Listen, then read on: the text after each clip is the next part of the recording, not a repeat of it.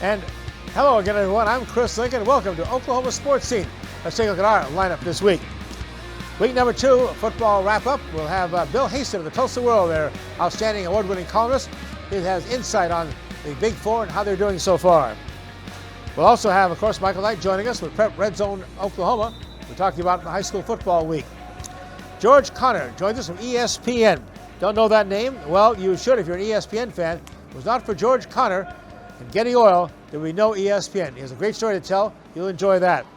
And Emeka Naka, a very special athlete, paralyzed from the chest down in a football accident when he was 21 years old. Such an inspiration to everybody. We're here to talk about the Paralympics, the inspiration all those athletes are around the world. Now let's take a look at our Tulsa World hot topics for the week. And of course, it all starts with the football scoreboard of this past week. Arkansas and OSU. Oklahoma State had to come back after a bad first half. Rallied, beat Arkansas in double overtime, 39-31. I gave them a grade of C. Oklahoma was pathetic. They beat Houston 16-12. Offense was non-existent, did not score a point in the second half. They only had a 2-point safety. They needed all of that too. Beat Houston 16-12. Had to give the Sooners a D. Arkansas State beat Tulsa 28-24. Tulsa basically beat themselves though. Tulsa gets a D for the week. Coming up this weekend on the schedule, the big game is right here in Tulsa, 11 a.m. Oklahoma State Cowboys come to TU to take on the Golden Hurricane. That game is on ABC, by the way. 2:30, Tulane is at Oklahoma. That's on ESPN. And at 3:15, Alabama-Birmingham will be at Arkansas in Fayetteville. That's on the Southeast Conference Network. Take a look at the top 20 college football poll. Interesting to look at these. And by the way, 6 of the top 7 teams, the AP poll from the SEC. Oklahoma State moves up to 13. Oklahoma moves down to 15 and deserve probably to drop further than that. There are 2 very rich Dallas Cowboys.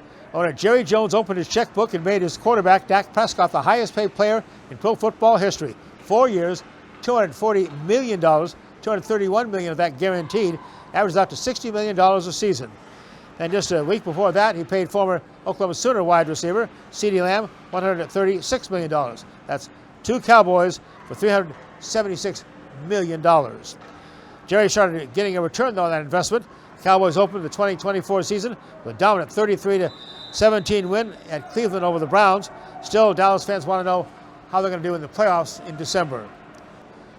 The Paralympics of 2024 in Paris, from August the 28th to the closing ceremonies this past Sunday, September 8th, featured 4,400 very special athletes around the globe, competing in 22 sports for 549 medals. The top 3 countries, China dominated the competition, 222 total with 95 gold. Great Britain was second. The USA was third, 105 medals and 36 gold. Tulsa Drillers closed out the 2024 season with its final road series this week at Wichita from September 10th to the 15th. Last week, Tulsa lost 6 games to San Antonio, eliminating them from a chance at the playoffs. Tulsa does have a chance in the Propeller Series coming up in Wichita this weekend. And FC Tulsa lost at Phoenix Rising 1-0. It was a penalty kick in extra time in the first half that doomed Tulsa. FC Tulsa now has 2 big home matches this week. Wednesday against Las Vegas Lights FC, then Saturday night they'll take on Louisville City FC. Both matches kick off at 7:30. We'll come back to talk college football, the Big Four. Tulsa World columnist Bill Haisten. Our story, it lives in Tulsa, where the spirit of the past lives alongside us and urges us on toward a vibrant future. Because our story is still being written. It's the story of Tulsa, told by the journalists who live it and love it. Whether it's covering our rich history, bringing you the hidden gems of the food scene, or following the action in local sports. And here, in the Tulsa World, is where it comes to life. Thoroughbred season at Remington Park continues into December with plenty of winning primetime action. Make plans now for Oklahoma Derby Day on Sunday, September 29th. The lone Sunday afternoon of the season begins at 3 p.m. with the richest race of the season, the Grade 3 $400,000 Oklahoma Derby, as the main event. The normal Remington Park racing week is Wednesday through Saturday. First race nightly, 6:30 p.m. Visit remingtonpark.com for all post times, group rates, and dining reservations. You've seen the billboards, you've heard the hype, and now it's time for the Wee Street Ice Center to open its doors and welcome you in. 140,000 square feet, 2 ice rinks, public skating, hockey, arcade, game simulators, and the largest sports bar and grill is sliding into Tulsa. It's the grand opening of the new Wee Street Ice Center, 43rd and Yale. Make your plans, get your skate on, or watch some sports today. The Wee Street Ice Center, now open and ready to serve you. Wee Street Ice Center, 43rd and Yale.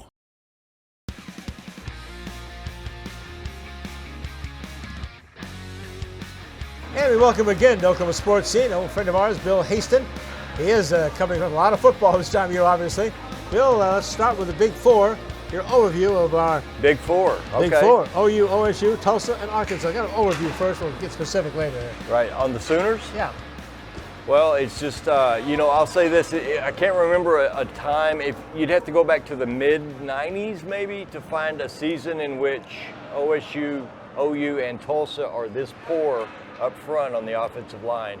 Talk about a tragic time to be weak up front. You go into the SEC, right. And so what transpired Saturday at Owen Field was unbelievable for OU. What they didn't convert a third down the week before, and then against Houston, I think I read where the average yardage to gain on third down all night for OU was 9 yards. Wow. 3rd and 9 was the average on third down for Oklahoma, and it's and then you've got an inexperienced quarterback behind that line. Yeah. It's just the worst recipe you can have in a first season in the SEC. That 16-12 win over Houston is the fewest points Oklahoma scored since 2005. They had no offensive points in the second half. Right. Had a safety. 2-point second half. Yeah, I was on my way back from Stillwater, where I watched another crazy game, listening to the Sooners game, and you just couldn't believe what I was hearing. But I think I read, too, that on all but one first down play in that ball game, OU plunged the football into the center of the line of scrimmage, and they got to be more creative than that, and they've got to give their playmakers a chance to do something with the ball out in space. Okay, you were in Stillwater. Game of the week, of course. Arkansas coming for the first time in forever and ever. Right. To Oklahoma State to play. And, boy, talk about two different halves. I thought Arkansas just dominated that first half, Bill. Chris, it was 21-7 at halftime, and it felt like it was 42-7. Yeah. I didn't think OSU had a chance to come back in that ball game. And I thought, well, here's a real test for the Sam Pittman program. You've got OSU on the ropes. You're playing really well. OSU offensively was shut out in the half. You got a pick six, right. So it's only points. And so, and OSU has certainly over the last 15 years a history of comebacks and winning. And so, who prevails here? Can Arkansas hang on and make this hold up and win a big game? That would have been Sam Pittman's biggest win in a long time, maybe ever, because he's on the hot seat, right. They say. So, so I couldn't believe what all went down in the second half and how Arkansas really shot itself in the foot so many times. And OSU did what it had to do to come back, but the OSU run game through 2 weeks is a red flag as big as this building, and they can't block either. And they got the best running back in America. Okay, well, he's got 175 yards through 2 games on 45 attempts. Wow. If you've got to run Ollie Gordon 45 times to get 170 yards, that doesn't bode well for the rest of the year. You're going to wear him out. Good thing for you is Oklahoma State, I know you were both 2-0. Tulsa wasn't quite as lucky. They had a good opener, then went to Northwest Arkansas there. And had a good half. Yeah, good half, and then what happened? Arkansas State hit them with a big punt return. Yeah. And Tulsa had some self-inflicted problems, and it was very obvious that Arkansas State made some defensive adjustments. I don't know that TU countered them. Well, I don't know if TU attempted to counter those adjustments, but TU didn't effectively counter those adjustments.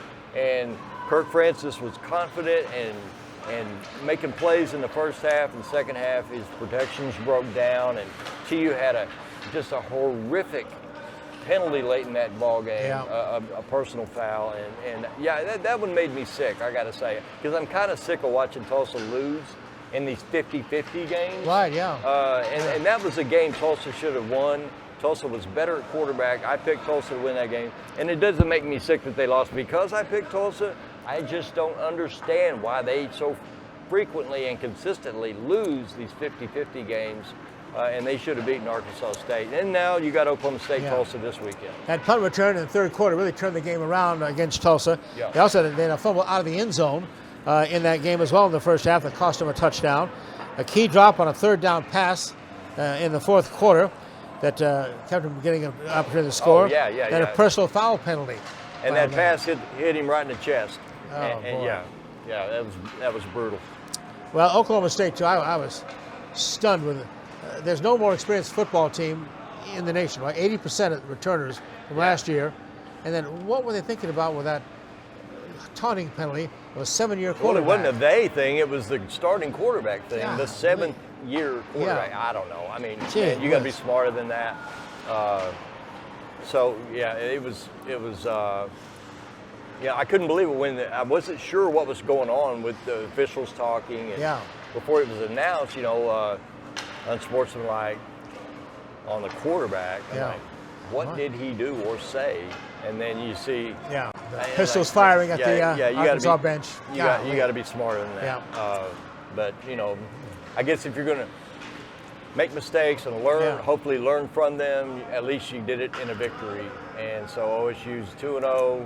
Tulsa, I was hoping Tulsa would get to 2-0, Chris, for the first time since 2015, since Kirk Francis was, I figured in the 5th grade. That was a wasted opportunity for TU. But I'm disappointed in the forecast. Did you see the forecast for the weekend? Holy crap, it's going to be hot, like 95 degrees. Oh, God, really? In Norman and here for those ball games. So disappointed in that. Ain't nothing you can do about it. Go play the games, and we'll see how.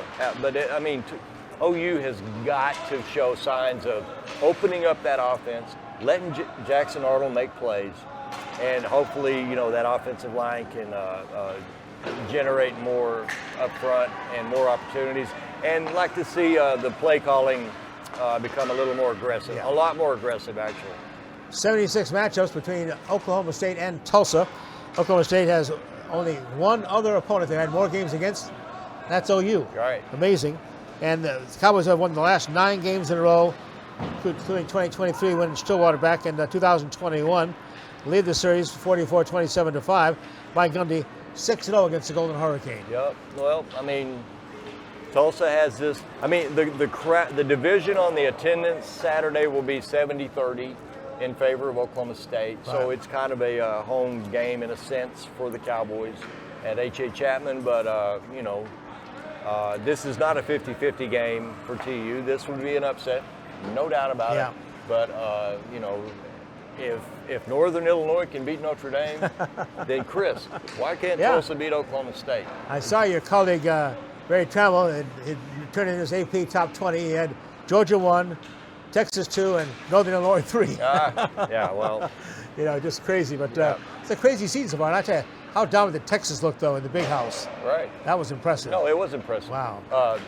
No, it's been a lot of, but I heard some discussion on a national show this morning about this, and like Penn State struggled, and Alabama struggled for a half. But and Bama, I listened to some of that game coming back from Stillwater too, and their people were pretty nervous about that. But if you're going to have this much movement in the portal, football is a different kind of a sport. It's so many moving pieces, and if you don't have the continuity of some guys coming back who've played together, if you're trying to put 5 new guys together on an offensive line, if you get that to click right away, it's a fluke. It is a fluke. Wow. Because you need reps and you need time together, and if you keep having to rebuild these rosters by 50% or more year after year after year, this is what you're going to get. And when you do, when it does click, when it is like TCU 2 years ago, that's a fluke. Yeah. That was a beautiful fluke for TCU, but it was. They had so many portal guys. They come in and it worked. Yeah. And some years it'll work, some years it won't. Right now, I don't know what to think of the Sooners. I don't. Yeah. But what we saw Saturday will not hold up in a good way in the SEC. Bill, you've got some great high school football so far this year. Yeah. You're right. I know at Jenks High School when Owasso came in, and all the Rams did with a brand new coach, a new quarterback coach, and now they've knocked off the 2 #1 teams and did it impressively and convincingly. Yeah. Oh, so Antonio Graham is a first-time head coach, and the first-year head coach at Owasso, succeeding Bill Blankenship. Legend. It's always hard. Ask Frank Solich. Ask a lot of different. Ask sure. Gary Gibbs. Yeah. It's hard to succeed a legendary figure as a coach. Antonio Graham gets that job. He's the youngest head coach in 6A1, and in his first 2 games he beats Bixby 40-21, and he beats Jenks 42-24. Right. And each of those teams was ranked #1 at the time of the game. So you can't do any better than that as a start. Owasso is not a fluke. Aggressive. They play with ferocity, speed. They execute beautifully. They got a 10th grade quarterback, Drew Frankenfield, who is so poised, I cannot believe it. 10th grade. He's a sophomore. Wow. And they got the best O-line in the state with a Arkansas commit on one side at tackle and an OSU commit at the other tackle, and a really good kid who moved in from Booker T at right guard. And I'm telling you, Owasso right now is the team to beat in 6A1. It would be foolish to think Bixby won't have something to say about it. And I promise you, Bixby's going to practice every day right now, believing they're going to recover and win state. But man, Owasso is so impressive. And then you got Jenks Union Friday night in the Backyard Bowl. Yep. And how many times have we seen Jenks Union get together in a Backyard Bowl, each of whom coming off a loss? Yeah. Very rare. So and the Union game, how nutty was that? Oh my God. Yeah. Yeah. Got to ask you quickly about OSSAA. Yeah. You wrote a good column about right. that, supporting our Jenks young man, Caleb Barnett, and got resolved. A lot of credit goes by the way to Bill Haisten here too. So there were questions about his eligibility. There was an allegation, I guess, submitted to the OSSAA that he had been recruited illegally, and then that it's broken it over to Jenks, right? Correct. Yeah. And that apparently the recruiting allegation centered on on a comment made by another student athlete. And what I contended in my piece was that it's ridiculous to hold a kid accountable. Yeah. And these kids know each other like never before. They're around each other at passing leagues and socially, and they all know each other. And if a kid says, hey, we would look good on the same team together, come on, man. Yeah. You can't prosecute on the basis of that. Anyway, it was resolved on game day. The kid was in uniform that night, Caleb Barnett, and so that's behind us. Bill Haisten, the Tulsa World. Read him. You'll enjoy it. You can learn a lot about this area, too. Also, by the way, coming in the next segment, our own Michael Knight, of course, PrepRedzone.com. More on the high school football scene right after this timeout.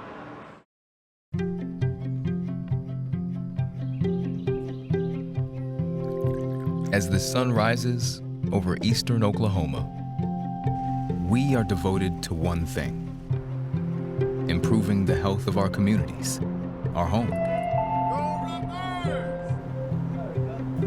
We are your friends, your neighbors. We are the people of St. Francis. Founded in 1960, Ed Bashira's Formal Wear and Fine Clothing has been dressing gentlemen for over half a century. We are family owned and operated, offering premium brand tuxedos and accessories in our Tulsa store on South Harvard. Bashira's also does made-to-measure suits, sports coats, dress shirts, and slacks, and a top line of sportswear. We do tailoring on site to assure the perfect fit so you will look your very best for that special occasion. Ed Bashira's Formal Wear and Fine Clothing, an Oklahoma tradition. The Oklahoma Sports Hall of Fame, home of the Paycom Jim Thorpe Award, is a treasure trove of memorabilia honoring Oklahoma sports legends. For museum hours or to schedule a tour, go to oklahomasportshalloffame.org. It's time to cheer on your Tulsa Drillers. It's Hornsby time. It's Tulsa time in the heart of the city. It's time to fire it up.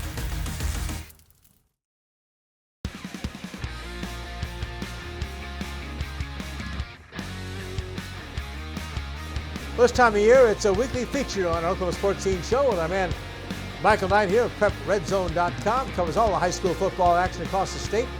Michael, it seems like one big story, and it's being the Owasso Rams. What a start. Yeah. Unbelievable. And I'm tired of getting on here and saying the same thing. Last week I said maybe we should have given Owasso more credit coming into the season. Gosh. And, 1 week later I'm saying the same thing. They go into Jinx. On paper, Jinx looked like the best team, talent-wise. They looked like they had everything you needed to win a state championship. That game is tied at halftime. Second half, Owasso completely dominates, runs away with the game. They're without a doubt the top team. Bill talked about it in the last segment. What Owasso has done in the last 2 weeks is not a fluke. This is the best team in Oklahoma right now, and they could very well be the best team in Oklahoma in December. 41-24, they beat, at the time, #1 Jinx. The week before that, they beat only 6-time champion Bixby, a team that won 75 of 76 games. They beat Bixby. That was 40-21.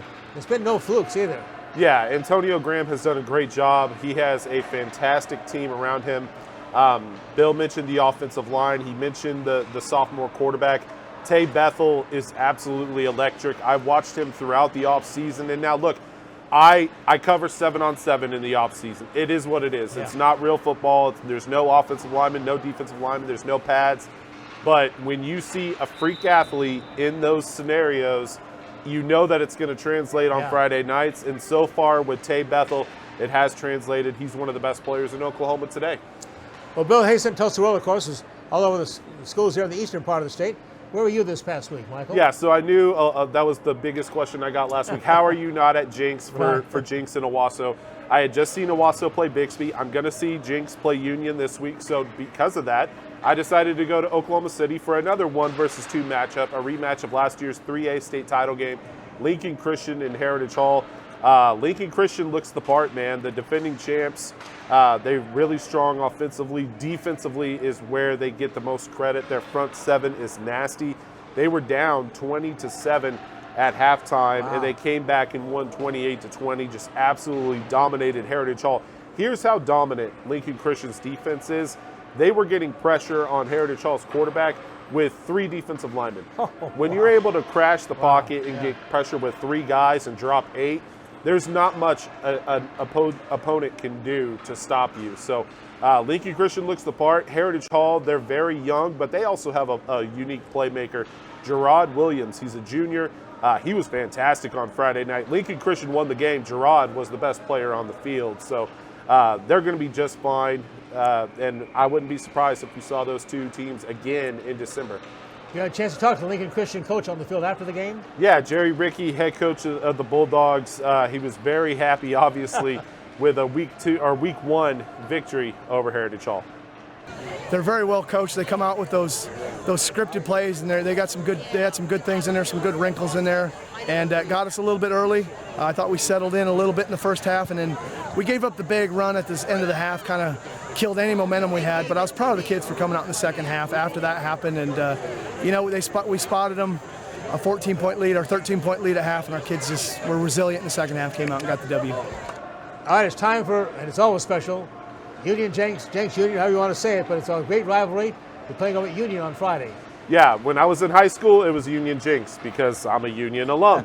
But ever since, I try to keep it alphabetical, so I do say Jinx Union, or you can just call it the Backyard Bowl. Backyard Bowl. Let's call it what it is. It's the best high school football rivalry in this state. It's been that way for decades. It's obviously a very unique situation this week, and this season in particular, where the two teams are coming off losses. Jinx was humbled last week against Owasso. That game was tied, like we mentioned, and then Owasso absolutely took it to them. So they're going to be hungry. Union humbled in a completely different way, where they've been flirting with fire the last 2 weeks, going to overtime in Bentonville and then overtime in Stillwater last week. And last week, it caught up with them. They fell short. Stillwater decided to go for the win. They get it. They upset Union. You look at that game in particular, Union dropped down 21-0. They had to rally just to send it to overtime. They scored on the last play in regulation to send that game to OT. Union's got to figure some things out. They got to figure some things out, and doing it in the Backyard Bowl is probably not what you're wanting if you're Kirk Frederick. Well, you do a ranking every week.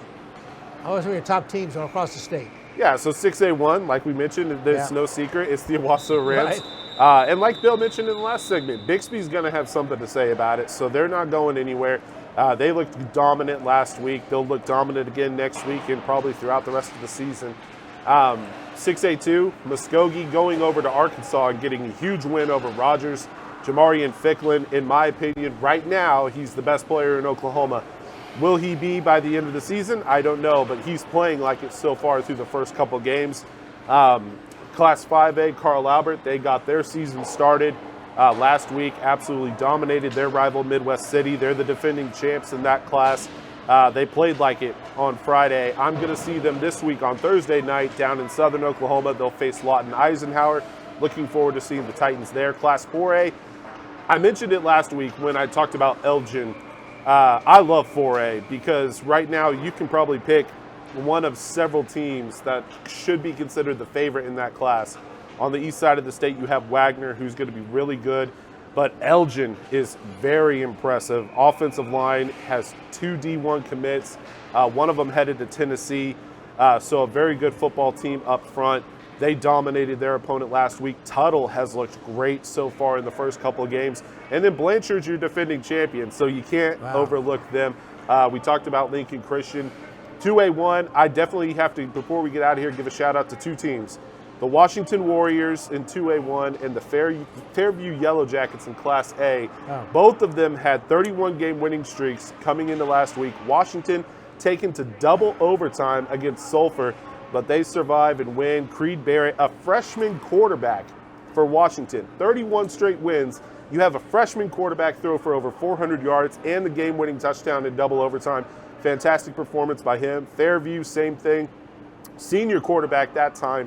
They're down. They have to rally in the fourth quarter to win. Both of those teams have currently the longest winning streaks in Oklahoma at 32 straight. Big wins for them. Michael, how do they get the information? PrepRedzone.com. Yeah, just check us out, PrepRedzone.com/Oklahoma. We have new content every single day, and you can follow us on Twitter, X, whatever you want to call it, at PrepRedzone. Okay. Michael Knight, when you come back, you're going to meet the man who helped start ESPN. It wouldn't have happened without this man who lives in Tulsa. That's next. Tulsa Oilers hockey at the BOK Center. The ultimate experience of hockey and entertainment. Save big on season tickets today. Full season tickets starting as low as $17 per month for all 36 home games. Get your season tickets at TulsaOilers.com. That's TulsaOilers.com. Experience hard-hitting, glove-dropping, pulse-pounding, glass-rattling kind of thrill. Season tickets available now at TulsaOilers.com. That's TulsaOilers.com. This is your town, your team, your Tulsa Oilers hockey.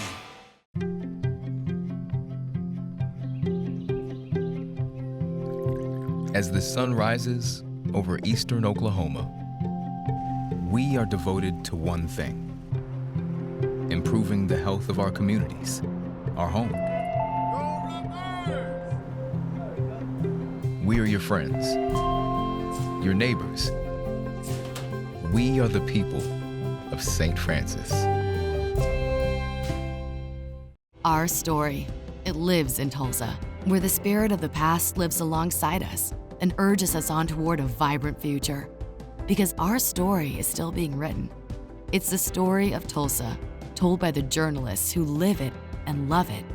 Whether it's covering our rich history, bringing you the hidden gems of the food scene, or following the action in local sports. And here, in the Tulsa world, is where it comes to life.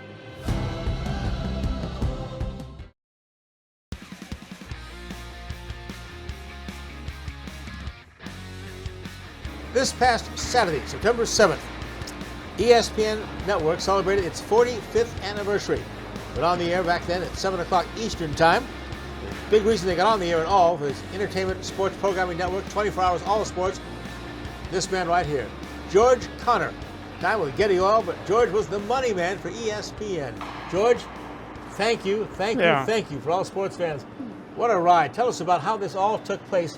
Getty Oil, and turn it over to you to make a decision, right? Well, Chris, Bill and Scott Rasmussen are the ones who had the idea of sports on television 24 hours a day. So they went to 7 other big companies asking for $10 million. Right. And all of the companies said no. One of them said, Bill, we like the idea. It'll take us 18 months to look at it. Well, Bill didn't have 18 months. Yeah. He was up to his limit on every credit card he had. The bank said no more money. The venture capital firm in King of Prussia, Pennsylvania, said no more money. And he was at the end of his ropes. Well, I was in Hawaii looking at buying the Kona Surf Hotel for Getty Oil, and we were going to bring Jack Nicklaus in to put a second 18-hole golf course once we closed on the deal. Well, the people we were buying it from found out that we were bringing Nicklaus in, and they got greedy. So when I got back to my office in Los Angeles, my boss, Stu Evey, said, "George, what do you think?"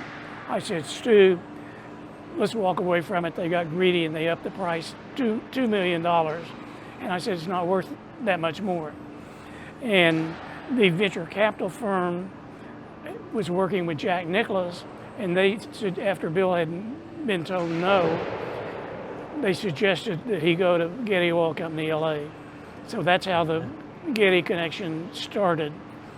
And was it a tough selling sports for 24 hours a day on a satellite network? How tough a sell was that, George? it was a crazy idea, Chris. The networks laughed at us. They said, "You guys are crazy. It's never going to work." And I mean, it was a crazy idea at the time. And I didn't have it on today, but it was still going yesterday. It's on today too, George. It is, okay. And I say, you're not that big a sports fan, are you? I'm not. I enjoy sports, Chris. Right. I enjoy a lot of sports, but I'm not a sports nut. Yeah. Again, I can't tell you a single player's name on the Tulsa baseball team. I met the manager. Yeah. But I enjoy watching them. And that's one reason I think why Getty did it, is they knew I was looking at it from a financial business standpoint rather than all wrapped up in all the high-powered personalities I was around. I noticed some of your early memorabilia, it just had ESP. There was no N. That was when I first got to Connecticut. That was the company. It was called ESP. And it was several months later that we added the N. We'd hired Chet Simmons from NBC Sports to be our president, and we were in Bill Rasmussen. Chet and I were in Chet's office, and we were designing the logo with the oval around it. And Chet said, "We can't have N because it's ABC, CBS. I mean, we can't have 4 letters." And we finally convinced him to do that. Be different, yeah. Yeah, and Bill Rasmussen and I were at the University of Oklahoma with about 12 of their students making a presentation, and Bill told them that story, and one of the young ladies, I wanted to follow her, and she said, "You all should have used one more letter, that much better." And I like it. yeah, and I wanted to follow her because this book just came out the early days of ESPN. By the way, chapter 3 is all about George. By George, it's called here, on George Connor, how he made the network happen. And I've seen so much memorabilia, George, you bought here, of all the top executives at ESPN, the Rasmussen guys, everybody. You are the reason they got on the air. Without you, there would have been no ESPN. Well, I was a key part. There were 6 of us that really played a key role in the getting on the air and the quality of our production. Stu Evey at Getty Oil, he was not your typical oil company executive. He was Hollywood. If I'd go into Stu's office, our scene, his secretary would come in and say, "Mr. Evey, Mr. Hope's on the phone." Stu would hit the speakerphone so all the executives on the floor could hear who he was talking to, and it'd be Bob Hope. So we couldn't have done it without Stu. Wow. We brought in Chet Simmons from NBC Sports. Yeah, very respected, yeah. Chet brought in some really talented people, Yeah. like Chris Berman, Tom Mees, Right. and Chet brought in Scotty Connell from NBC to be our senior production manager. And Scotty was responsible for the quality of our production. When I recommended to Getty we do it, I said, "I'm only recommending it if we do it with absolutely the best equipment and the best people, Yeah. because most new businesses do not succeed." And that's what we did.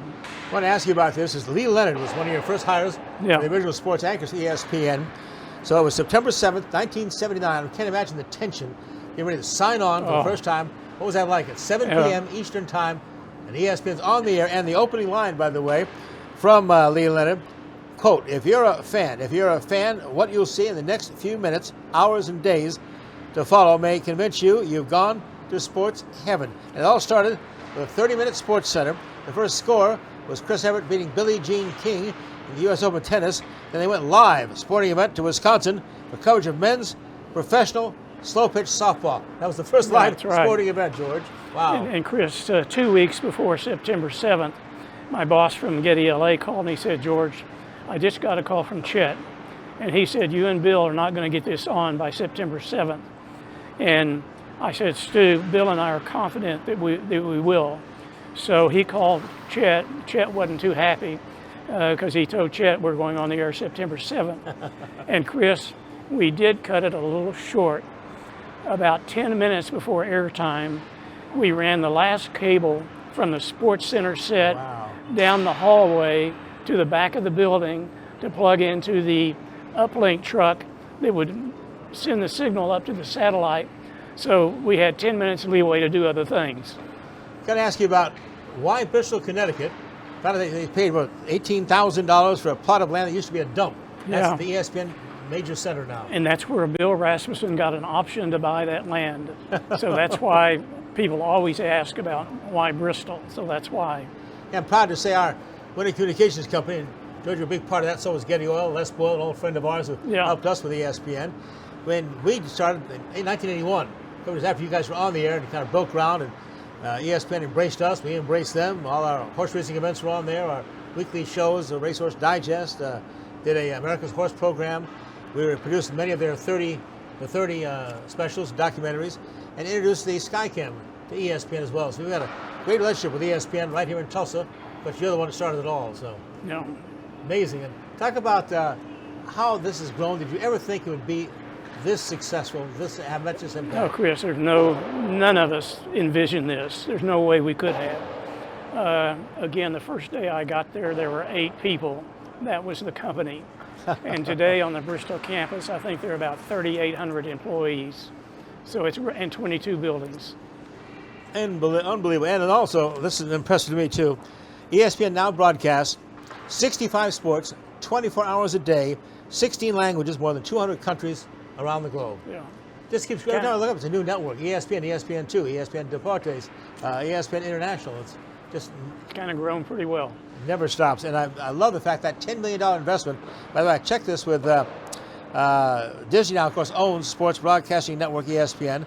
They said they said it was valued, according to Bank of America, their analyst said they now value ESPN currently at $24 billion. I think maybe more than that, but pretty good return on a $10 million investment, George. Absolutely, yeah. Wow, incredible. So every sports fan in the world has this one man to thank, George Connor.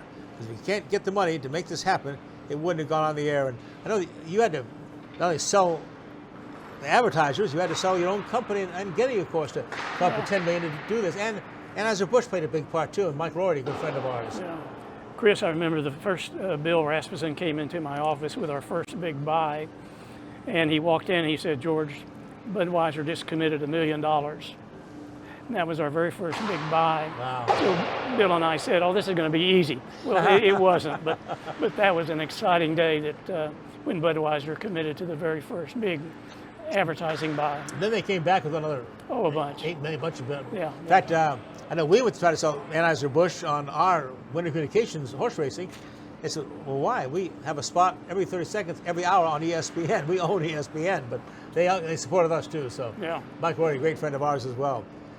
I can't imagine how all these years and what you've gone through, and you've stayed in touch with all these ESPN people. Every time there's a party, an anniversary, you're part of it.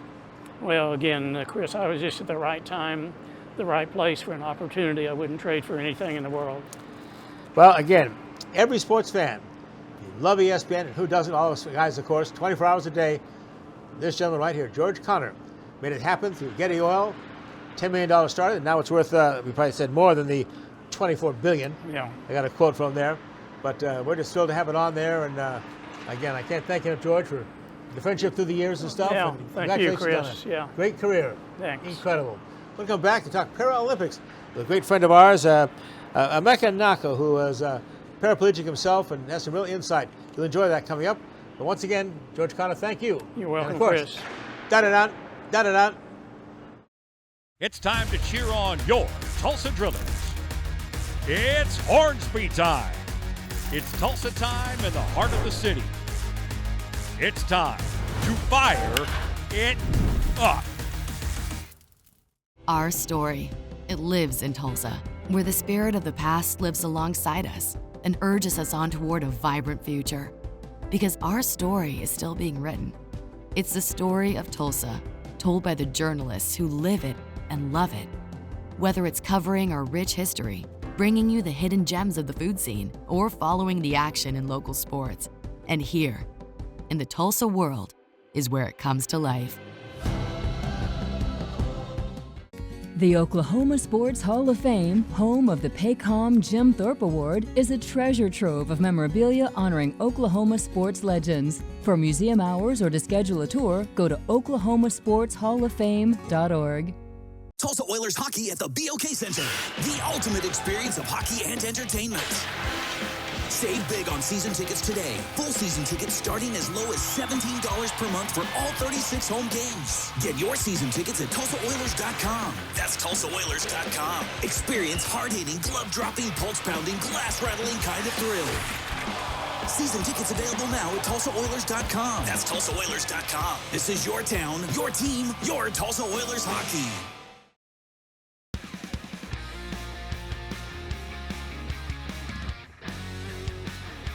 And welcome back to Oklahoma Sports Scene here inside the Wee Street Ice Center. Very special guest, longtime friend of mine, Imaka Naka. Can't think of a better person coming to discuss the Paralympics that just wrapped up in Paris. But Imaka, first we got to tell your story. It's an amazing story.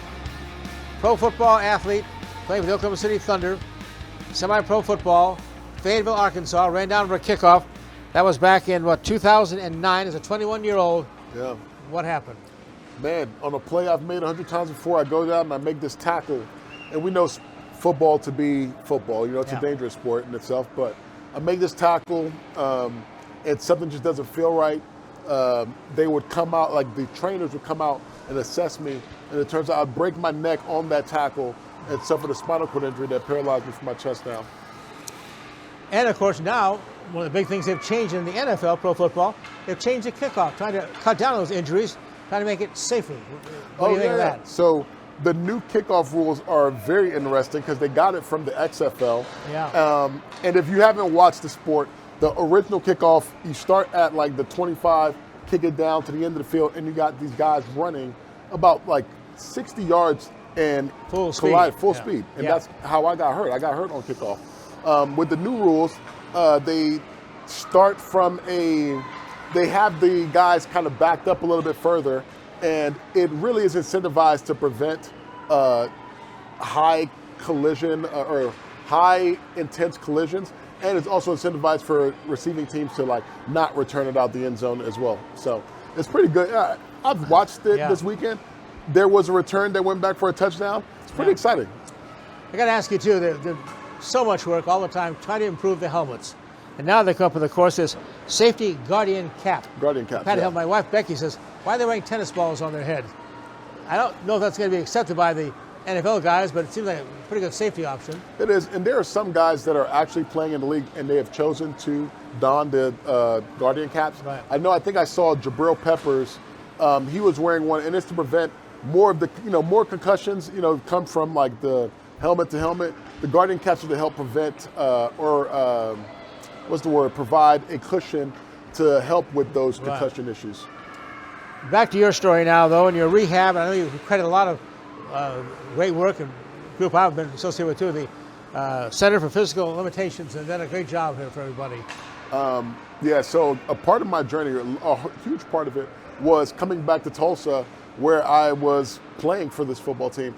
But I didn't know that I would stay in Tulsa. I thought I would actually move, but I got involved with a nonprofit, the Center for Individuals with Physical Challenges, and I had no idea that this place would change my life. I got there, and really it was the equipment that I went to go use, but it was the relationships that I had there that really ended up keeping me here.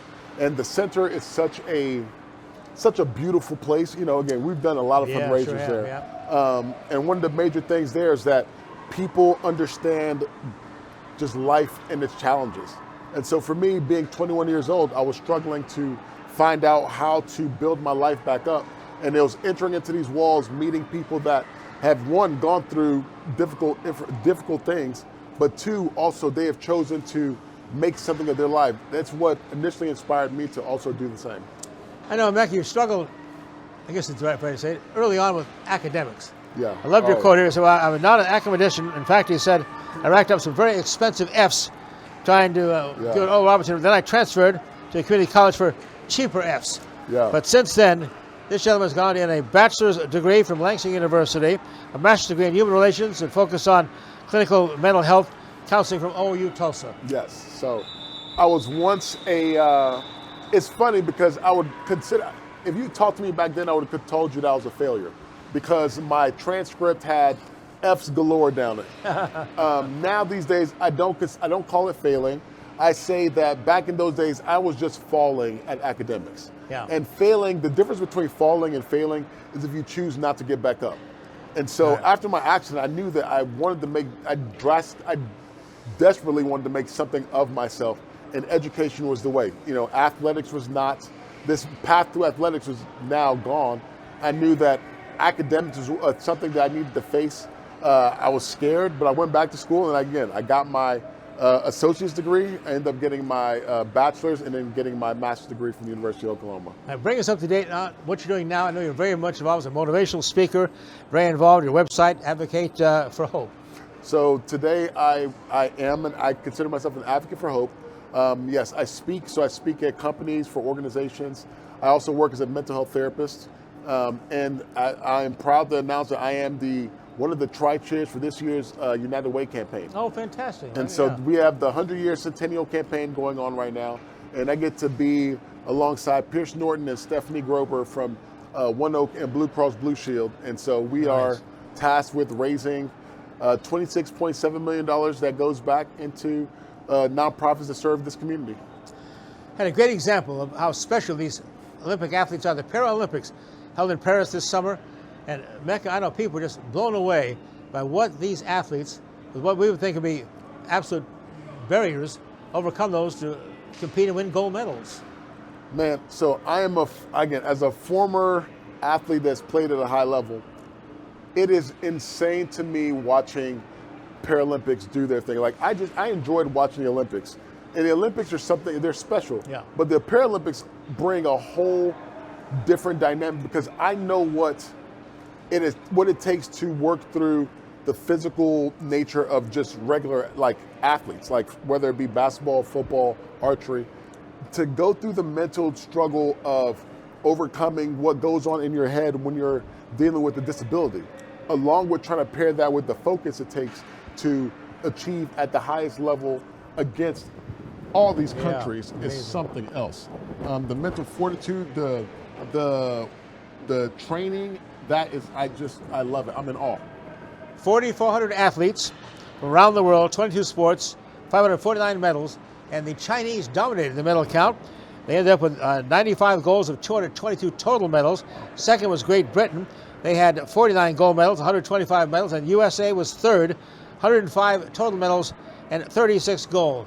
So you wonder, we are so dominant in the Olympics, why are we more dominant in the Paralympics? So that is so interesting to me because I would have, if you asked me, I would have bet all of my money that the United States would be the most accessible, the most ready for the Paralympics. Yeah. And it was China and Great Britain. And so, I don't know, it makes me think to myself that, around the world, we are known as being advanced and in front of in certain areas and aspects. But when it comes to accessibility and things, we are still a hair behind. We're still just a little bit behind. So we can always do a little bit better with what we got, with life in terms of accessibility and helping people with disabilities advance.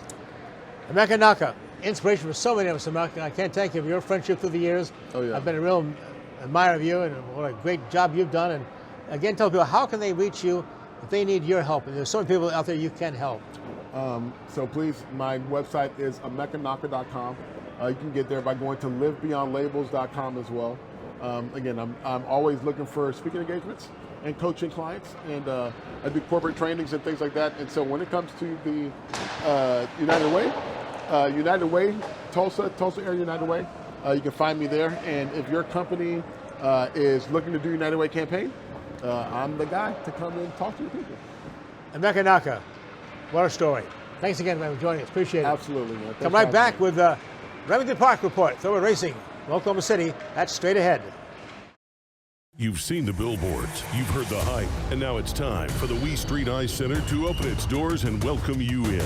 140,000 square feet, 2 ice rinks, public skating, hockey, arcade, game simulators, and the largest sports bar and grill is sliding into Tulsa. It's the grand opening of the new Wee Street Ice Center, 43rd and Yale. Make your plans, get your skate on, or watch some sports today. The Wee Street Ice Center, now open and ready to serve you. Wee Street Ice Center, 43rd and Yale. Our story, it lives in Tulsa, where the spirit of the past lives alongside us and urges us on toward a vibrant future. Because our story is still being written. It's the story of Tulsa, told by the journalists who live it and love it. Whether it's covering our rich history, bringing you the hidden gems of the food scene, or following the action in local sports. And here, in the Tulsa world, is where it comes to life. The Oklahoma Sports Hall of Fame, home of the Paycom Jim Thorpe Award, is a treasure trove of memorabilia honoring Oklahoma sports legends. For museum hours or to schedule a tour, go to oklahomasportshalloffame.org. Thoroughbred season at Remington Park continues into December with plenty of winning primetime action. Make plans now for Oklahoma Derby Day on Sunday, September 29th. The lone Sunday afternoon of the season begins at 3 p.m. with the richest race of the season, the Grade 3 $400,000 Oklahoma Derby as the main event. The normal Remington Park Racing Week is Wednesday through Saturday. First race nightly, 6:30 p.m. Visit remingtonpark.com for all post times, group rates, and dining reservations.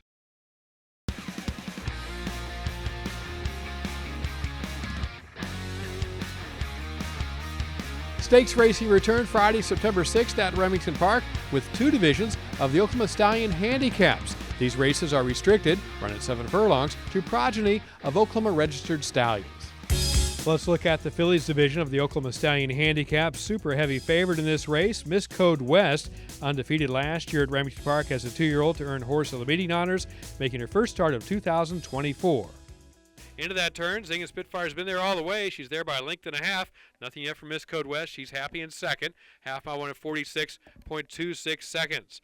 As they approach the quarter pole, Zing and Spitfire and Renee Diaz, they open up. Quarter mile to go. Miss Code West now under Wethy. Asked for more. This pair about 4 clear of Rainbow Angel. Top of the stretch. Zing and Spitfire still there, but here comes Miss Code West. She pulls up alongside and slides on by Miss Code West. Just like that, on top by length, and she's pulling clear. She loves this track. She was awesome here last year, and she starts off 2024 at Remington with a big one to win it by 5 at the Oklahoma Stallion Fillies Handicap. Miss Code West came from off the pace, didn't get to the front easily, but once she did make a move under Floyd Wethy, she was sharp, exploding down the lane to a nice, easy score. The heavy favorite paid $2.10 for the win. Zing and Spitfire, number 2, ran a huge race in second. Third was the 5 Devious Diva. Miss Code West stays undefeated at Remington Park, winning her 5th consecutive race here and her first of 2024, taking the fillies division of the Oklahoma Stallion Handicap. The 3-year-old males were up next in their version of the Oklahoma Stallion Handicap, a 5-horse field. Flat Handby was favored, trying to extend a winning streak to 5. As they go to the turn, Judge McBee is second. Flat Handby 5 lengths back in third with a half mile to go. Jason starting to pick things up a bit, and Okie Smoke still trails. The half won at 45.39 midway through the turn. Legacy Count still there. The lead dwindling. Judge McBee closer, swinging out for a run. Here comes Wethy and Flat Handby. They're 3 wide, but they're pouring it on. Top of the stretch, and Flat Handby goes to the front. Just like that, around the turn, Flat Handby takes over, up by 3 with a furlong to go. Legacy Account battling for second with Judge McBee. Okie Smoke coming up the rail fourth. Chasing Jason now the trailer. Final 70 yards. Flat Handby going to win number 5 in a row and take the Oklahoma Stallion Handicap for the Colts and Geldings by almost 6. With just 3 furlongs left in the race, Flat Hanby hadn't really made a move yet, but Floyd Wethy, the jockey, sent Flat Hanby on his way midway through the turn, and he took off for an easy score down the stretch in the Colts and Geldings division of the Oklahoma Stallion Handicap. Flat Hanby, owned by JT Stables, broadcaster trainer Wethy up one of his 5 wins on the night on September 6th. Flat Hanby paid $3.80 for the win. Judge McBee, number 6, was second. Third, the 5 Legacy Account. The weekly schedule at Remington Park continues Wednesday through Saturday, September 11th through the 14th. First race nightly, 6:30 p.m. The Thorough Enduro online game begins Friday, September 13th. You can go to remingtonpark.com, click on Thorough Enduro, and sign in or register to play. Once again, the top prize, a seat to the 2025 National Horse Players Championship in Las Vegas. You must be an NHC Tour member to be eligible to win that seat. You can join the membership on the Thorough Enduro game site. It begins Friday, September 13th. It is free to play and easy and runs through the remainder of the season. Oklahoma Derby Day, fast approaching, Sunday, September 29th. The only Sunday of the season, starts with racing at 3 p.m. Also that afternoon, the Hat and Tie Style Contest, multiple divisions with cash prizes. That is a free contest to enter. And at the same time on Track North at 3 p.m., the Oklahoma Derby Wine Tasting Festival. Lots happening Oklahoma Derby Sunday, fast approaching. Make your plans and reservations for tables now, Sunday, September 29th. In Oklahoma City, at Remington Park, I'm Dale Day. Now back to Sportscene. Thank you, Dale Day. Here's a couple of jockey notes in Remington Park, by the way. Floyd Wethy Jr. won the final 5 races last Friday. Moved him all the way to second place in the jockey standings behind the veteran Stuart Elliott. Elliott has 20 victories on the season in the first 11 days of the meet. Another jockey note on Saturday night, jockey Harry Hernandez down there winning 3 of the 8 races there. Come right back. Let you know about what's on next week's show after this final message.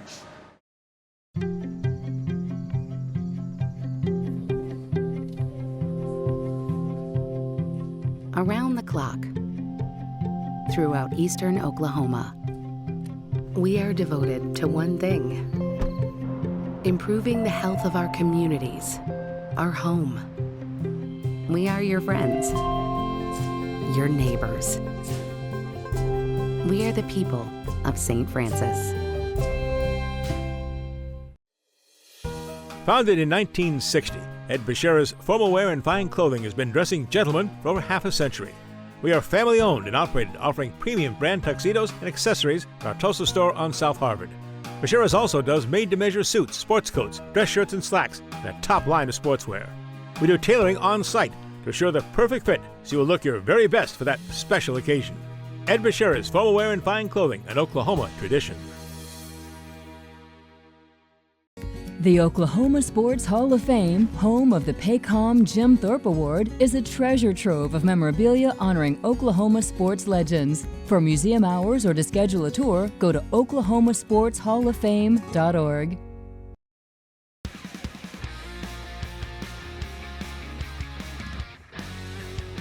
See you next week on Oklahoma Sports Scene. We'll have Mick Wilson. He's the athletic director of the Tulsa Public Schools. An update on TPS, how they're trying to be competitive still. And we'll also have Scott Hennessy, manager of Tulsa Drills, wrap up their baseball season. So he looks forward to 2025. And of course, Michael Knight joins us again to wrap up high school football and more on the Big Four college football scene as well. All next week on Oklahoma Sports Scene. Until then, as we always remind you, be a good sport.